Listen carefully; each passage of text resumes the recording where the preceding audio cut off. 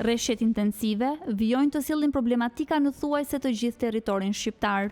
Qytete të tëra po përballen me rrugë të bllokuara, ndërtesa në ujë, dëme të mëdha dhe pasiguri për ditët në vijim, si pasojë e përmbytjeve. Në jug të vendit, lumivjosa ka dalë nga shtrati dhe niveli i ujit është në disa metra.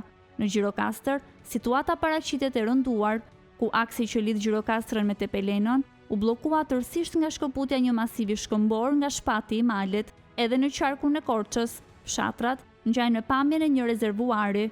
Në Pogradec, në fshatin Rrëmenjë Dardhas, lumi ka dalë nga shtrati duke pushtuar banesat e familjarëve.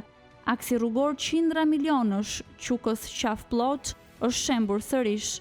Rrëshqitja e dherave ka goditur dhe një automjet në lëvizje, por fatmirësisht nuk ka lëndime për qytetarët. Pavarësisht përmirësimeve të lehta, Lezhë, Kurbini dhe Laçi vijojnë të jenë në pushtetin e ujit. Në Kukës, fshatra të tërë janë izoluar për shkak të rrëshqitjeve masive të dheut. Durrësi mbetet një prej qyteteve ku përmbytjet nuk i kanë kursyer as pak qytetarët. Përafërsisht 1000 shtëpi janë në ujë dhe të paktën 300 banor janë evakuuar. Situata në sytë e qytetarëve shqiptar duket apokaliptike. Ata po kalojnë orë të pazakonta që prej të martës së kësaj jave.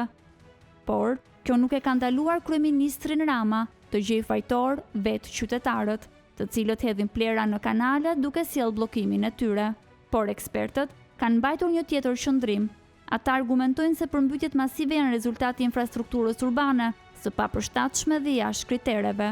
Po gjatë ditës së sotme, kryeministri Rama shkruante në rrjetet e tij sociale se Shqipëria nuk është vendi i vetëm që po përballet me përmbytje, duke krahasuar me vende të rajonit dhe Europës.